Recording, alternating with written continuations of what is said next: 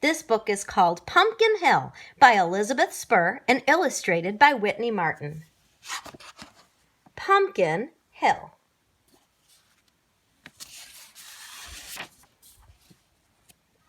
There's the pumpkin leaves.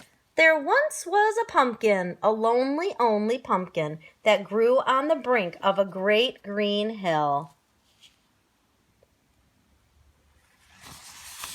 The sun shone, the rain fell, the pumpkin grew and grew, larger and orangier and plump, plump, plumper, till one fine day it broke from its vine and roly-poly down the hill. The pumpkin hit a stone and kersplat!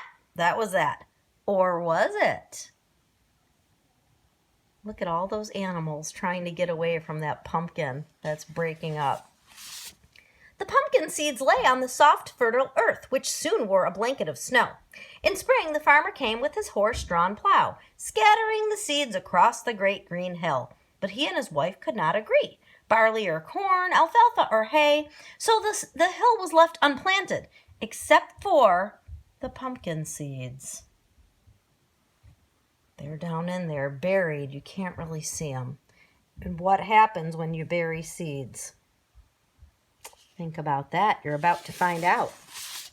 The rains came, the sun shone, the seeds grew into sprouts, the sprouts into vines, vines with leaves, leaves and flowers, flowers into roly-poly pumpkins. But since no one came to pick them, they withered away, except for the pumpkin seeds.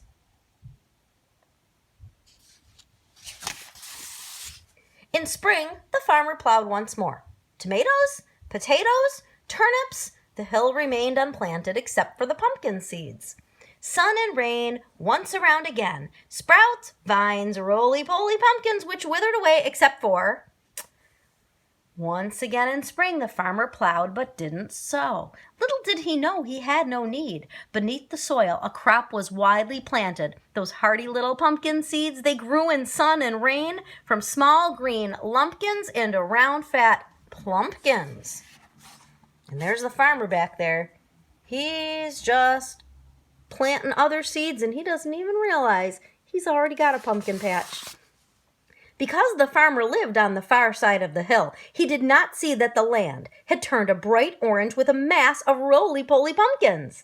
There came a mighty wind, the whirly-swirly kind. It blew the vines into a tangle and sent the pumpkins rumble-tumble, hurtling down the great green hill.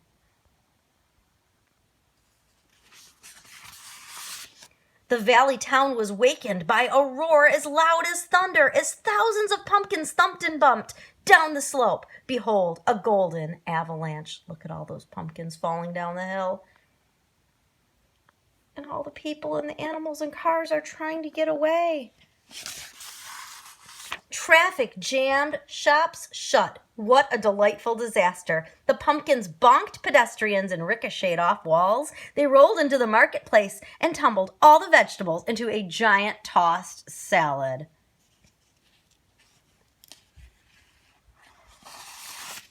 Pumpkins rolled into canneries and stalled conveyor belts, cried the workers. This is more than our cannery can.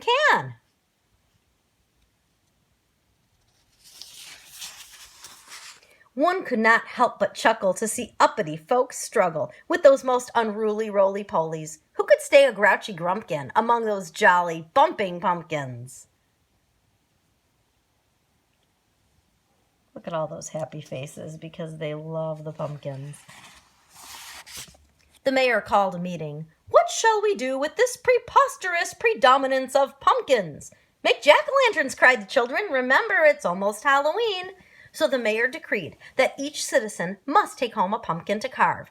But when all had claimed their share, a plethora of pumpkins still lined the sides of the road. The children cried, "Make pumpkin pies!" All Hallows Eve at moonrise, the whole valley glowed with the grins of 6,000 jack-o'-lanterns.